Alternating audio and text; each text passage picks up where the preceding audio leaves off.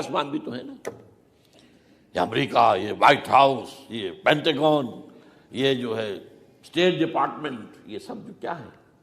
NATO کا head quarter, یہ ساری چیزیں کیا ہیں؟ تو تیری بربادیوں کے مشورے ہیں آسمانوں میں، اور اس کے لیے خبریں وہ دیتے آ رہے ہیں۔ بہت سے لوگ کہتے ہیں یہ خام خواہ کے ہیں ان کے، یہ ہمارا صرف بھی ہماری بددلی پیدا کرنے کے لیے نہیں، لیکن یہ کہ جو کچھ انہوں نے نقشے بنائے تھے وہ نقشے تو پورے ہوتے چلے آئے۔ 1897 میں یہودیوں نے جو فیصلے کیے تھے، 20 برس کے بعد بالفور ڈیکلریشن کی شکل میں وہ فیصلہ آ گیا، یہودیوں کو فلسطین میں آبادی کا حق دے دیا گیا، Balfour declaration 1917، only 20 years later۔ اس کے 20 سال بعد 48 میں اسرائیل قائم ہو گیا۔ کوئی تصور کر سکتا تھا پچھلی صدی کے اندر یہودیوں کی حکومت قائم ہو جائے گی دنیا میں؟ کہیں امکان کوئی نہیں تھا۔ پوری دنیا میں پھر ادھر ادھر پھیلے ہوئے، منتشر، جسے وہ ڈائسپورا کہتے ہیں، اور یورپ میں تو شدید نفرت تھی ان سے۔ لیکن یہ کہ جس طرح انہوں نے رفتہ رفتہ وہاں پر قدم جمائے ہیں، جس طرح ان کو اپنے قابو میں لیا ہے، جس طرح ان میں مذہبی تقسیم پیدا کی ہے، کیتھولکس کی اور پروٹیسٹنٹس کو اعلی کار بنایا ہے، سیکولرزم اور اس کے بعد سود پر مبنی معیشت کا نظام وہاں نافذ کیا ہے، بینک کا نظام قائم کیا ہے،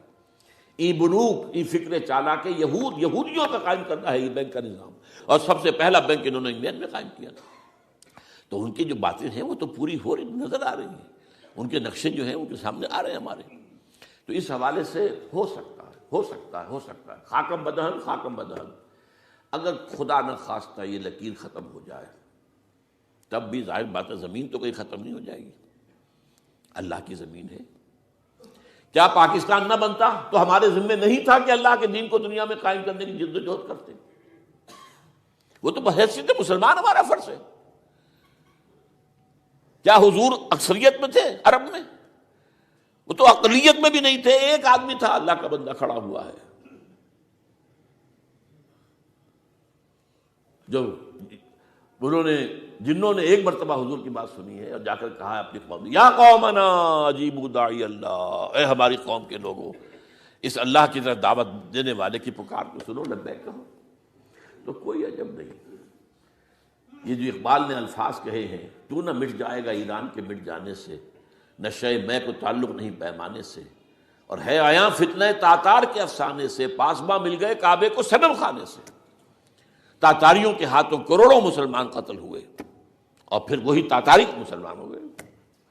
امت مسلمہ کی قیادت ان تاتاریوں کے ہاتھ میں آ گئی، عربوں سے لے کر ان تتولوا یستبدل قوما غیرکم، جو بات سورہ محمد میں کہہ دی گئی تھی بالکل آغاز میں، اگر اے عربوں تمہیں جو مقام ہم نے دیا ہے، اپنا رسول تم میں سے بھیجا، بعث فی الامیین رسولا منہم، تمہاری زبان میں اپنی کتاب نازل کی، تو تمہیں جو مشن سونپا ہے، اگر تم نے اسے پیٹھ دکھا دی تمہیں ہٹائیں گے، کسی اور قوم کو لے آئیں گے۔ اور یہ 13ویں صدی عیسوی میں ہو گیا۔ 1258 میں آخری خلیفہ بنو عباس کا اسے محل سے نکالا ہے مستعصم باللہ کو، اور ایک جانور کی کھال میں لپیٹ کر ڈال دیا ہے گلی میں، اور گھوڑے دوڑا دیے اس کے اوپر۔ یہ آخری چراغ گل ہوا ہے بنو عباس کا، جس پر کہا تھا سعدی نے، آسمارا حق بود بر خوب بارد بر زمین بر زوال ملک مستعصم امیر المومنین۔ مستعصم باللہ نام تھا آخری خلیفہ کا، اس کی حکومت کے زوال پر آسمان سے خون بھی برسے تو اس کا حق ہے آسمان کو کہ خون کی بارش کرے۔ تو یہ چیزیں ہیں جو کہ نوٹ کرنے کی ہیں۔ اگر خدا نہ خواستہ ایسا ہو جائے تو ظاہر بات ہے کہ اسلام پھر بھی زندہ رہے گا۔ ہم مر سکتے ہیں، اسلام نہیں مرے گا، اسلام کو تو رہنا ہے۔ جیسا کہ حضور نے فرمایا کہ میں آخری رسول ہوں، تم آخری امت ہو، وہ تو یہ ہے، البتہ یہ ہے ہو سکتا ہے ہم سے یہ قیادت چھین کر کسی اور کو دے دی جائے، اور کوئی عجب نہیں کہ ہندوؤں سے ہمیں پٹوا کر ہندوؤں کے ہاتھ میں دے دی جائے۔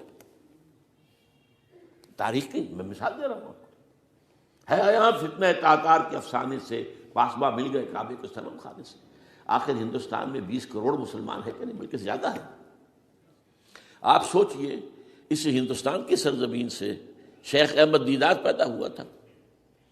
جس نے پوری دنیا میں عیسائیوں کو جو ہے وہ مناظروں میں شکست دی ہے۔ اسی ہندوستان سے آج ذاکر نائک کھڑا ہوا، پوری دنیا میں ڈنکا بجا رہا ہے، عیسائیت کے خلاف، یہودیت کے خلاف، ہندو مت کے خلاف۔ ان کی کتابوں سے، ان کے ویدوں سے، ان کے تمام جو اسکرپچرز ہیں ان کے حوالے سے ثابت کر رہا ہے تمہارا دین غلط ہے۔ تمہارے ہاں تو محمد کی بشارتیں موجود ہیں، دیکھو یہ ہے، یہ کتابیں ہیں، یہ پڑھی ہیں۔ میں نے کبھی کہا تھا مولانا علی میاں رحمۃ اللہ علیہ سے کہ مولانا، میں یہ گیا تھا ان کے پاس ملاقات کے لیے، میرا خیال ہے کہ سن 82-83 کی بات ہے، کہ میں اور کسی سے تو توقع نہیں رکھتا لیکن آپ سے توقع رکھتا ہوں کہ آپ زیادہ روشن خیال علماء میں سے ہیں، کہ آپ ندوۃ العلماء لکھنؤ کے اندر آپ سنسکرت کی تعلیم کو لازمی کریں،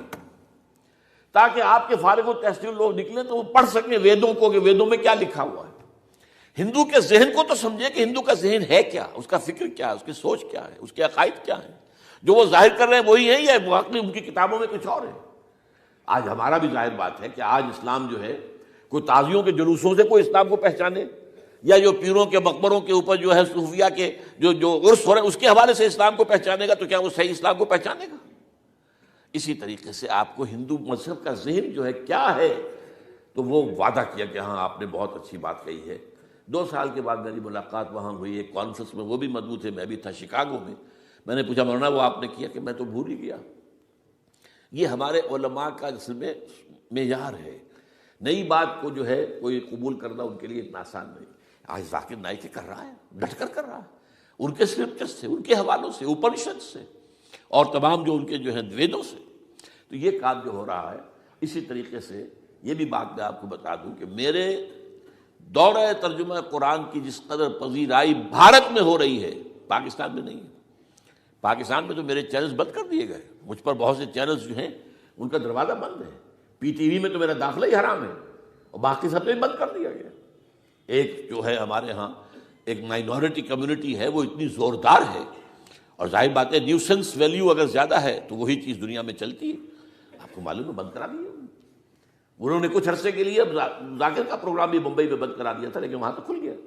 اس لیے کہ کم سے کم ذاکر نے پچھلے دنوں کہا ہے ایک کانگریس ایک اپنے اجلاس کے اندر،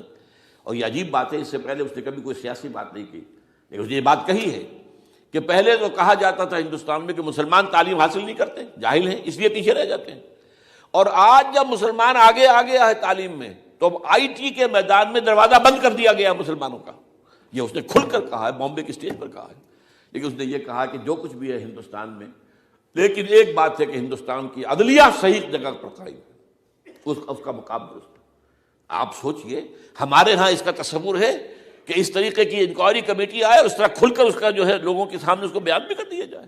ہمارے ہاں تو کسی انکوائری کمیٹی کی رپورٹ آج تک سامنے آتی ہی نہیں، سب بند، کوئی کمیٹی جو بھی کچھ ہو جائے، اس کے بعد کسی کو پکڑنا، سرونگ کرنیل کو پکڑ لینا، تو عدلیہ قائم ہے۔ جیسے کہ کبھی چرچل نے کہا تھا جب بے انتہا تباہی ہو گئی تھی سیکنڈ ورلڈ وار میں، اور لوگ آئے کہ برباد ہو گئے، تباہ ہو گیا، یہ ہو گیا وہ، اس نے کہا یہ بتاؤ کہ برطانیہ میں عدالتیں کام کر رہی ہیں کہ ہاں، بس ٹھیک ہے، پھر یہ ملک قائم رہے گا۔ یہ معاملہ جو ہے بھارت کے اندر عدالتیں ہیں چل رہی ہیں، تو اس حوالے سے کوئی عجب نہیں، کوئی عجب نہیں۔ ہمیں اصل میں جیسا کہ میں نے کہا تھا کہ ہم وطن پرست نہیں ہیں، ہم زمین پرست نہیں ہیں، وندے ماترم یہ ہمارا ترانہ نہیں ہے، زمین کے پجاری نہیں ہیں،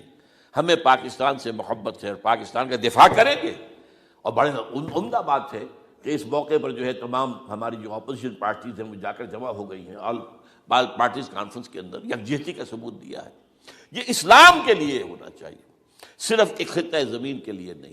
اصل میں شے جو ہے ہمیں جو مقصود ہے وہ اسلام ہے۔ تو کوئی عجب نہیں ہے کہ جس طریقے سے پچھلے دنوں ہمارے یہ بہت اہم آدمی ہیں، آپ کو معلوم، سید قاسم محمود صاحب بے شمار کتابوں کے مصنف ہیں، یہ دلی گئے تھے اور اس سے آگے بھی گئے مختلف جو ہیں یو پی کے شہروں میں۔ انہوں نے واپس آ کر جو خط لکھا تھا، پھر ندائے خلافت میں شائع بھی کر دیا تھا کہ وہاں تک گلی کوچوں میں آپ کا نام گونج رہا ہے، اس درجے وہاں پر یہ درس قرآن کا معاملہ جو ہے۔ اور اگر آپ نے کبھی پیس ٹی وی پر وہ دیکھے ہوں میرے 10 لیکچر جو میں دے کر آیا تھا آج سے 4 سال پہلے، 15,000 افراد، اور یہ کہنے میں 15,000 نہیں ہے، ورنہ تو اسے 50,000 کا بھی کہا جا سکتا ہے مجمع کو، وہ تو گنتی اس لیے ہے کہ کرسیاں رکھی گئی تھی 15,000، اور ساری کرسیاں فل تھی اور بھی لوگ کھڑے ہوئے تھے، 15,000 پلس۔ کہیں پاکستان میں تو آج تک یہ بات نہیں ہوئی ہے، لیکن یہ کوئی عجب نہیں۔ قرآن مجید میں سورہ انعام میں نقشہ کھینچ دیا گیا ہے، حضور سے کہا گیا اے نبی آپ مایوس اور بددل نہ ہوں، اگر یہ مکے والے ہماری اس کتاب قرآن کی قدر نہیں کر رہے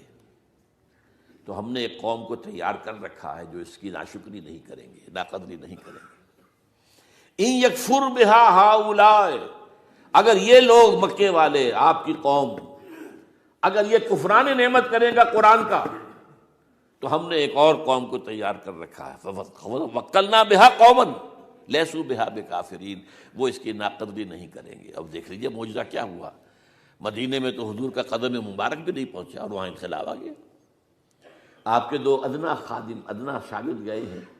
اور مصعب بن عمیر اور عبداللہ ابن ام مکتوم جو نابینا تھے رضی اللہ تعالیٰ عنہما، اور وہاں انقلاب آ گیا، دونوں قبیلے ایمان لے آئے،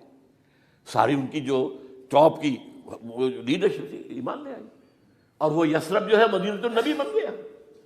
وہ دارالہجرت بن گیا۔ تو کوئی عجب نہیں، تو ہمیں تو چمٹے رہنا اسلام کے ساتھ، اور اس کے لیے اپنی جد و جہد کو جاری رکھنا ہے، اور اس ملک کے اندر بھی ہر خیر کی بات کی ہم دعوت دیتے رہیں گے، مشورے دیتے رہیں گے۔ البتہ یہ ہے کہ لوگ کہہ سکتے ہیں کہ تم کس قوم کو، یہ تو ختم عذاب ہونے والا ہی ہے، بس کس کو ڈرا رہے ہو؟ تو اس لیے میں نے آیت پڑھی تھی، اذ قالت امۃ منہم لم تعظون قوما اللہ مہلکہم او معذبہم عذابا شدیدا، جبکہ ایک قوم نے کہا کیوں ان کو وعظ کہہ رہے ہو، کس لیے، کچھ حاصل نہیں، اب ان پر تو اللہ کا عذاب آ کر ہی رہے گا اور عذاب علیم آ کر رہے گا۔ تو انہوں نے جواب دیا، قالوا معذرۃ الی ربکم، ہم اپنے رب کے حضور میں جا کر معذرت تو پیش کر سکیں گے، اے اللہ ہم چمٹے رہے تیرے دین کے ساتھ، اے اللہ ہم نے اپنے آپ کو وابستہ کیے رکھا، اپنی بہترین صلاحیتیں اور قوتیں اور اپنی توانائیاں صرف کی ہیں، اے اللہ اس کام کے لیے۔ اور یقین کا لفظ بھی میں نے شروع میں کہا تھا آپ سے، موت اور قیامت، اور دو مرتبہ آیا ہے قرآن کے بارے میں، ان ھذا لھو الحق الیقین، انہ الحق الیقین۔